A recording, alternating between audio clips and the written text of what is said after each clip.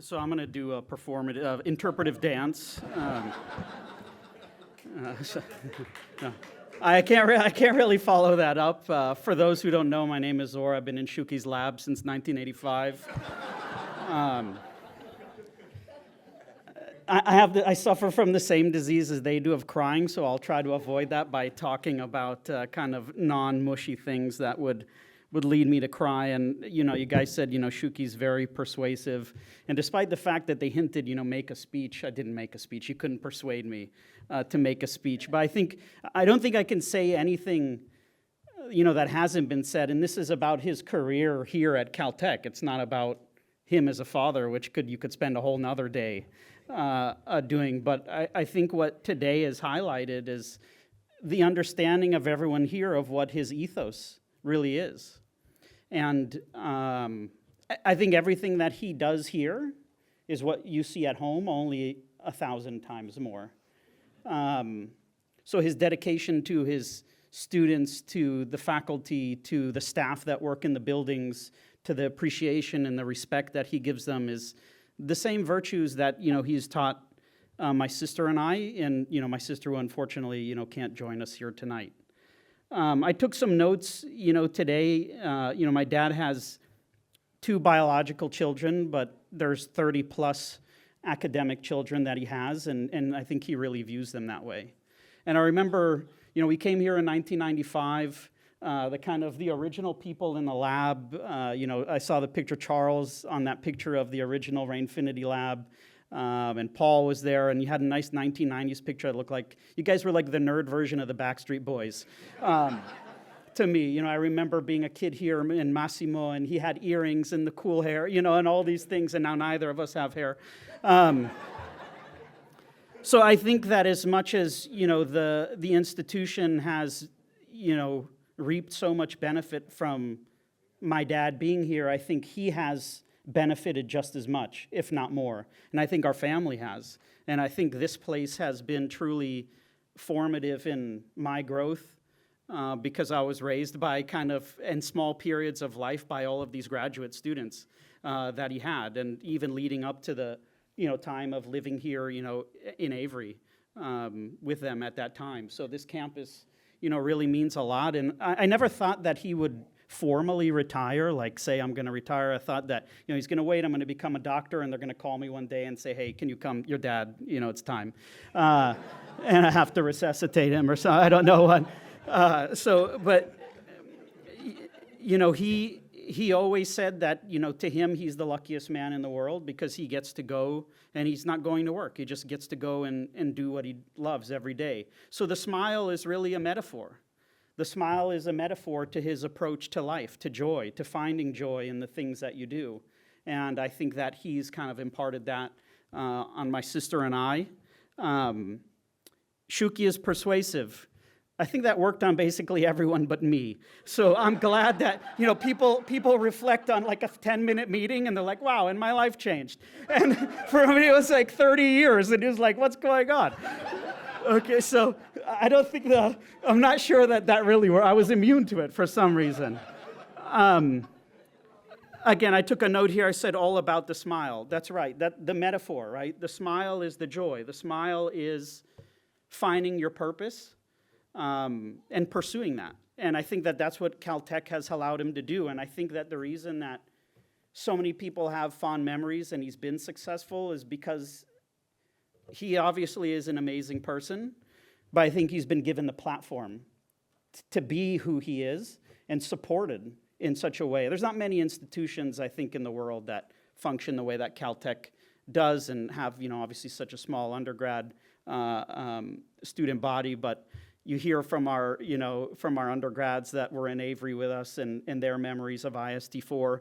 My own friend Eric here, who I've been friends with since elementary school, who's here joining us today, and even he would go in and sit on classes. So it's been a very special place to him, and that's what has allowed him to smile and make other people smile.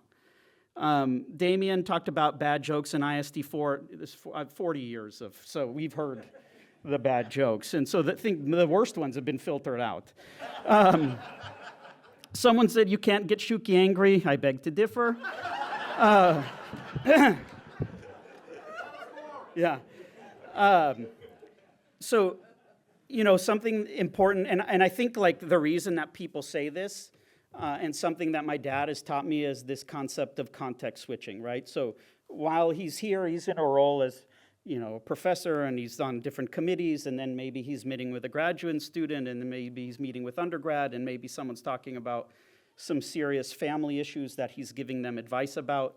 And even if, let's say, he was angry because he talked to me on the phone 10 minutes before, then the next person that comes into the office doesn't see that, right? So they say, Shuki's never angry, right? Because he has this very, very strong ability to context switch. And, now is my career, I do pulmonary and critical care. I'm a physician.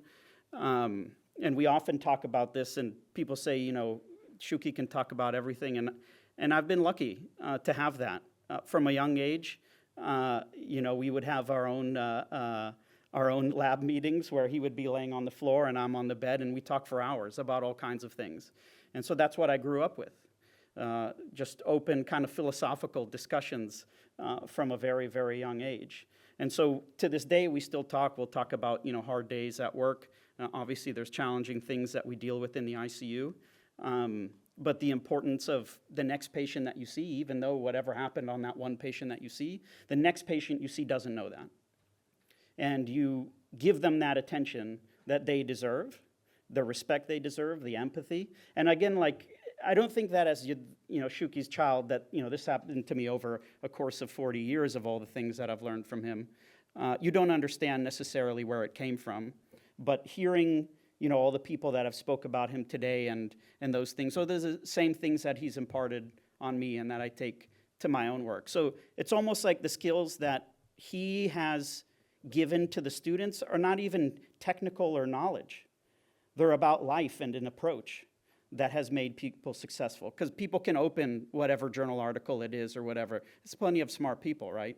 But it's the depth beyond that I think that is what makes him truly special.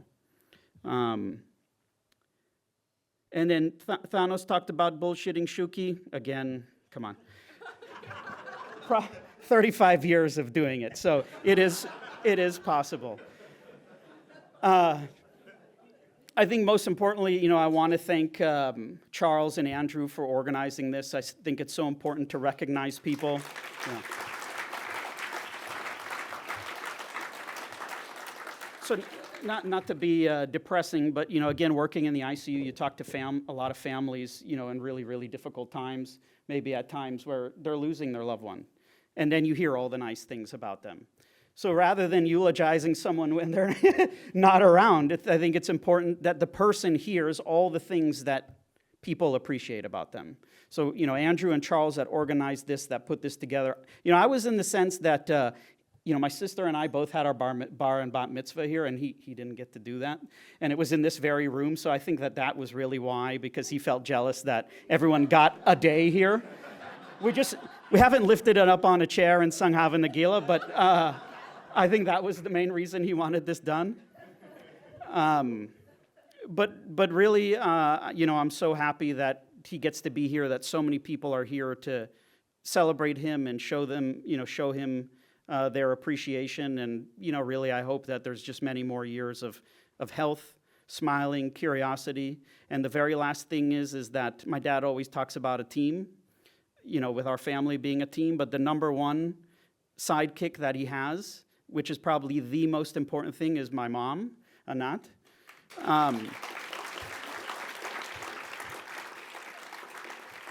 And that's really the glue that holds the universe together. So anything that my dad has accomplished in life, I think my mom is just as much to thank for that. And my dad is,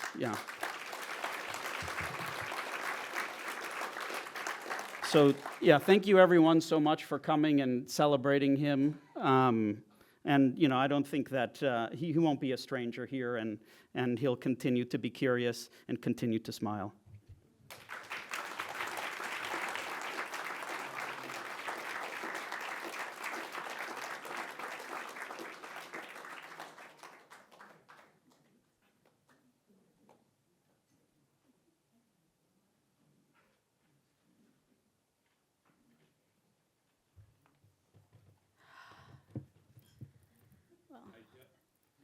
want to say that I speak slowly.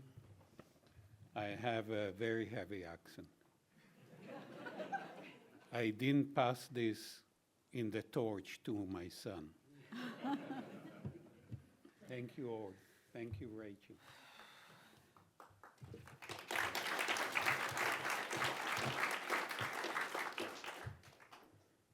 So, I don't know if I even have the ability to talk. I'm glad I wrote down stuff.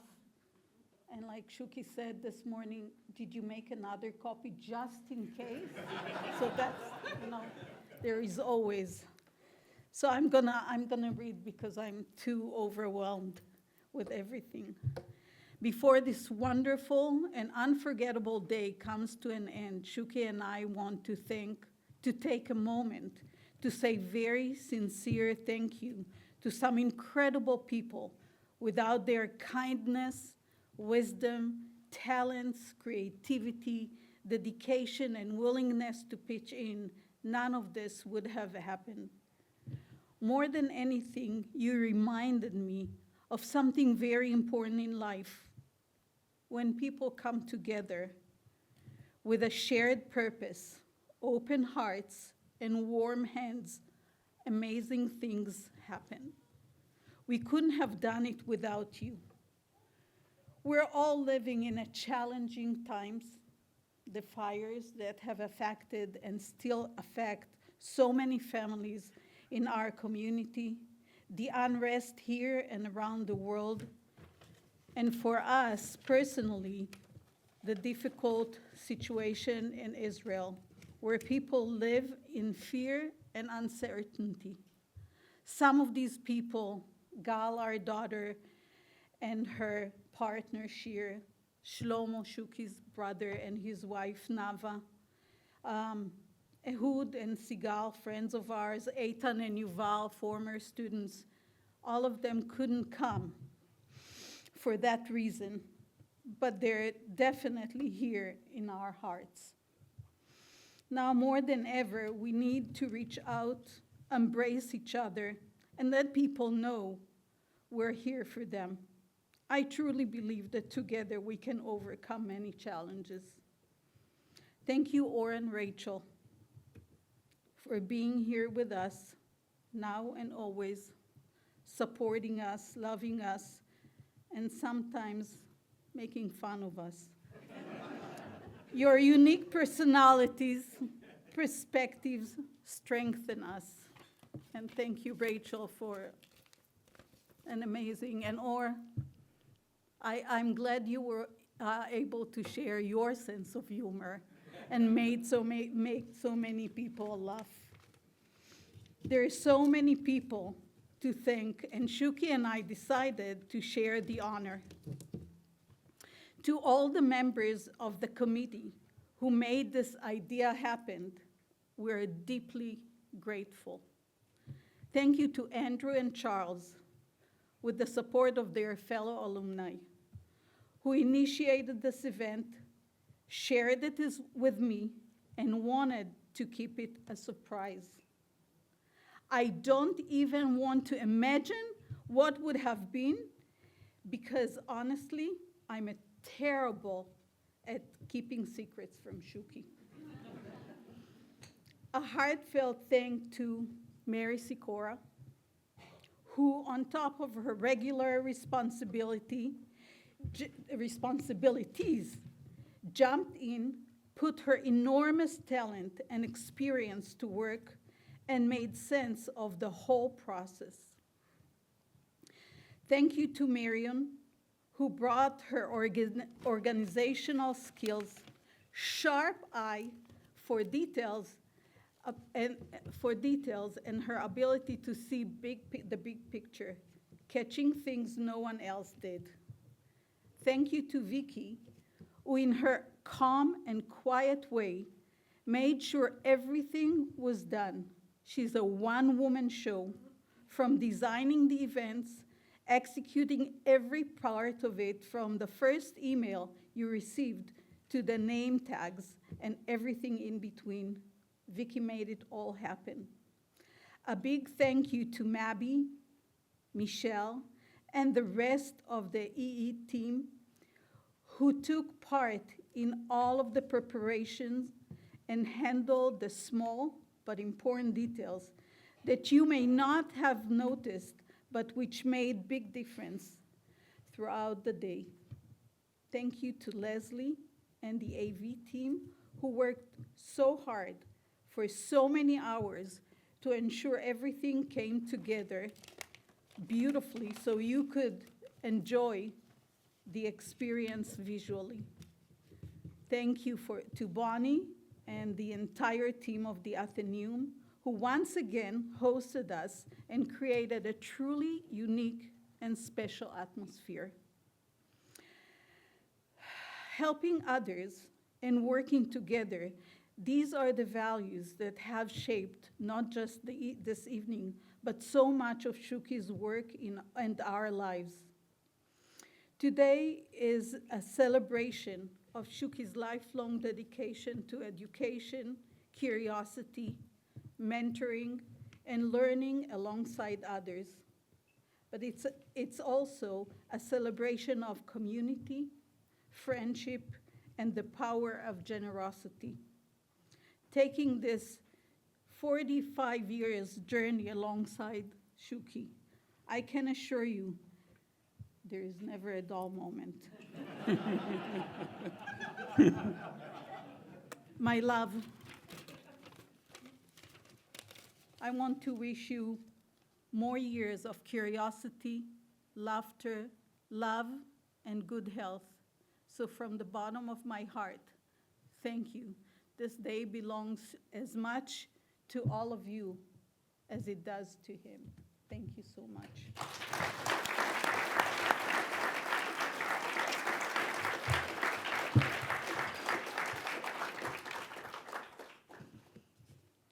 I think, given the fact that I broke down during the day trying to read what I wrote, please expect an emotional earthquake.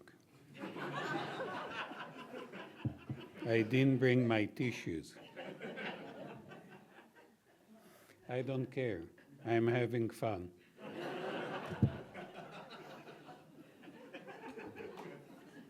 Thank you, Anati. Thank you, Or. Thank you, Rachel, for the beautiful performance. Thank you all for being part of my life. Thank you for your kind comments today. Anat already thanked the heroes of the day. Thank you again.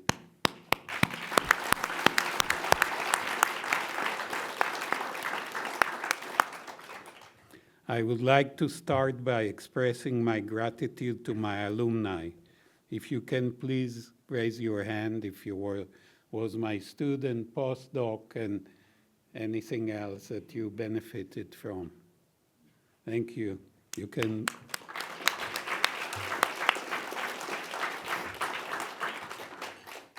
When I joined Caltech 31 years ago, I came seeking academic freedom. Indeed, it was a lot of fun. However, over time, that freedom became familiar. So I asked myself, what now? Then I realized the true essence of what we do here is passing the torch to the next generation, to the alumni.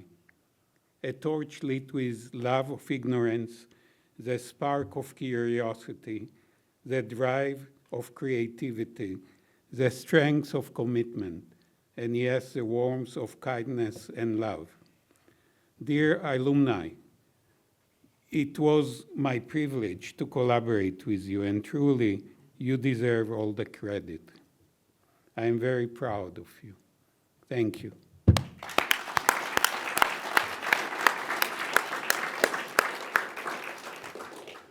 I don't see Yasser, but I will thank Yasser. Thank you for the opportunity to join Caltech, and above all, for being a true friend for me and my family. I told Carver today that finally I can say that I have the same title as Carver Mead. You have number 2 and he has. We have no numbers.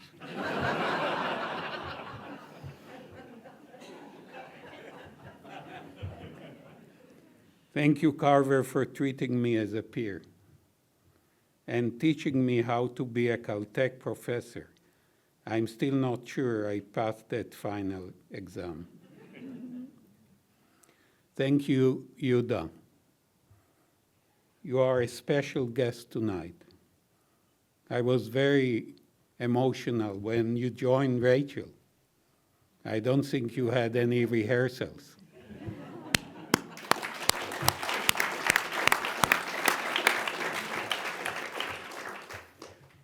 When Yuda, may I call you Yuda?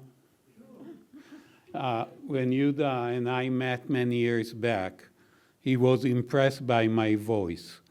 And it's the first time someone told me I have a baritone voice. I didn't know what it means even. He was leading the choir in LA, the Hebrew choir in LA, and he needed a baritone voice. But I told him that I don't have this gift. I tried. I love music, cannot sing. And he said that there is nothing like that. I can teach anyone to sing. So I needed a nut to convince him that there is no hope. Yuda, thank you for teaching the world about causality and for teaching us today. You have offered a profound new perspective on how we think about the brain and about life itself. Thank you, Yuda, for that.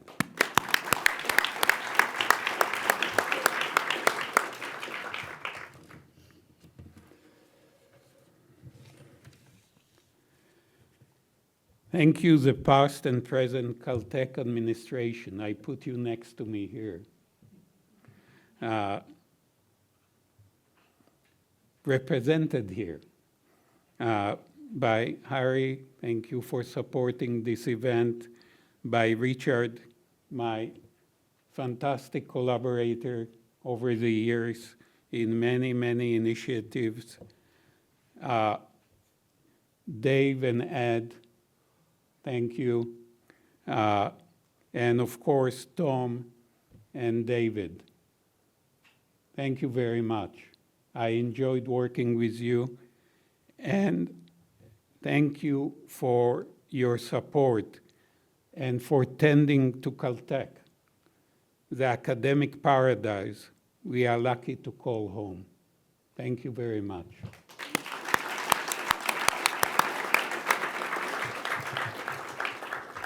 Thank you for my friends and colleagues, faculty from across Caltech campus, my IBM collaborators, my colleague in information theory, and my partners in startups and ventures.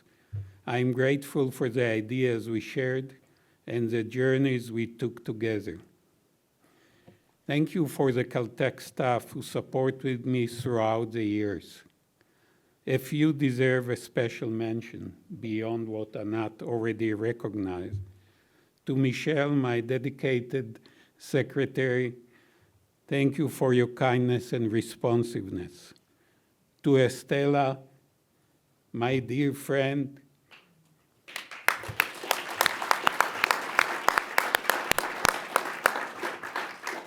of 30 years out of 45 years at Caltech.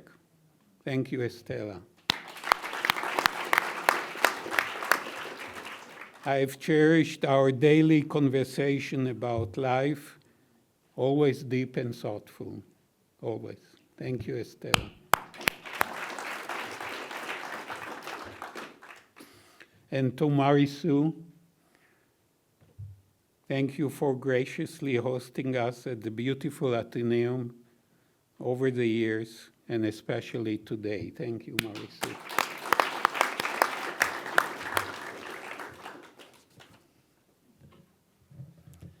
My oral history was posted on the Caltech website just a few days ago. I would like to thank Heidi and the archives team. Where are you?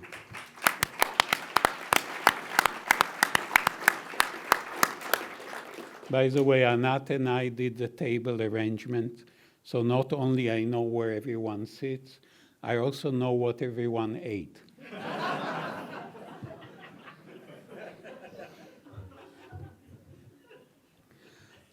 Heidi, we began this project 15 years ago, and I deeply appreciate your wisdom, dedication throughout the journey.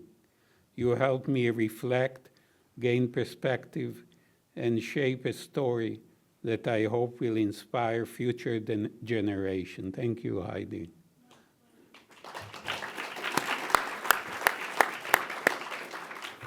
On a lighter note, Heidi has a new dog. I'm not quite sure what his name is, but I do know this. Heidi worked so hard, so intensely on the project these past few weeks to make it ready for before the event that she started calling her dog Shuki.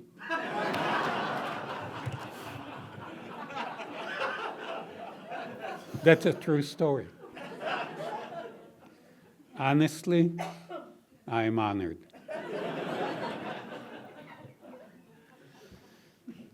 The next part is a bit more difficult for me emotionally, so if I'm not able to complete it, please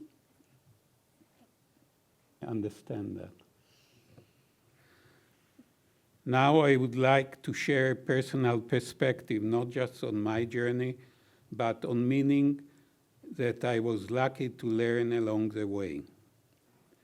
I would like to dedicate the following remarks to my family, my wife Anati, our children Or and Gal, and to their partners Rachel and Shir, as well as the memory of our parents and grandparents. I also would like to dedicate it to all of you and to your family for your friendship and support over the years and today.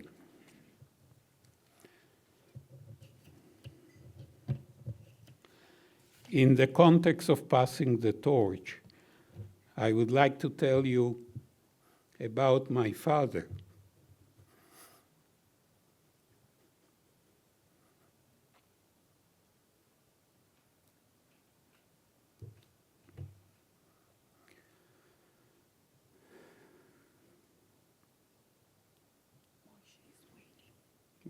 Moishe is waiting.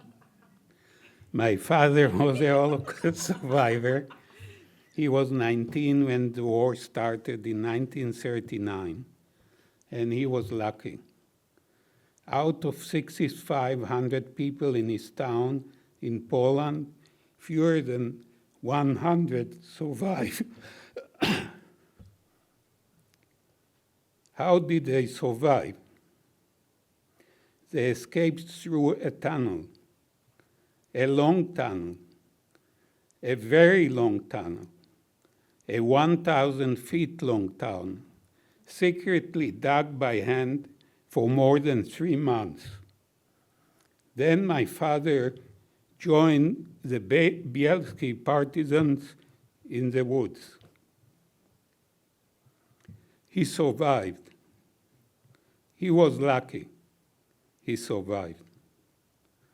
Many years later, I asked him, what gave you the strength to survive and then to start a new family, a new life? He said, you are never a victim. You create a meaning and you move forward. He survived by holding into a vision, one he imagined in the darkest times, not a vision of revenge or bitterness, but of love. Here is a simple and profound vision he shared with me. A home, a home, a dinner table, a wife and children at the dinner table, enough food on the table, joy, laughter, and love.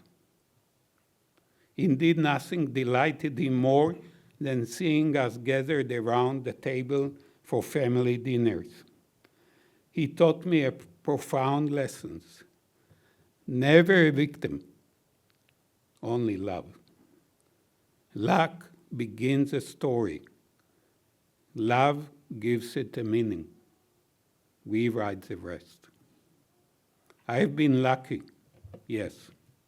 Being a professor at Caltech is a privilege. I've been surrounded by brilliant minds and kind hearts. But more than anything, I've been guided by love. For my work, for my students, for my colleagues and friends, and above all for my family, who made my father's vision become a reality. So today I retire, not just with accomplishments, but with something far greater, a life my father would have been happy to see, a vision us here, in this room, gathered around these Caltech dinner tables, sharing ideas, laughter, and a sense of home. Thank you for being part of this meeting. Thank you all.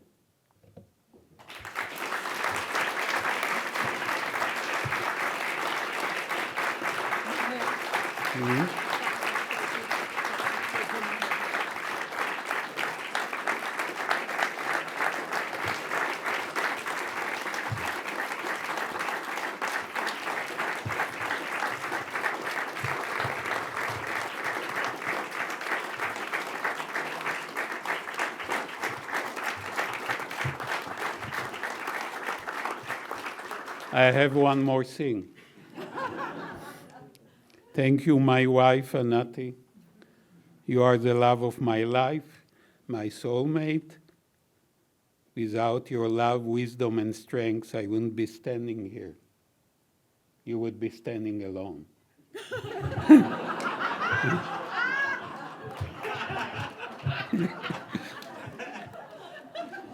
One more thing, Anati.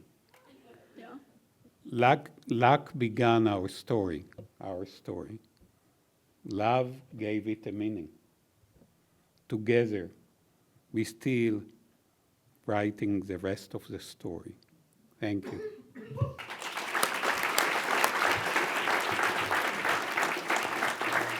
Really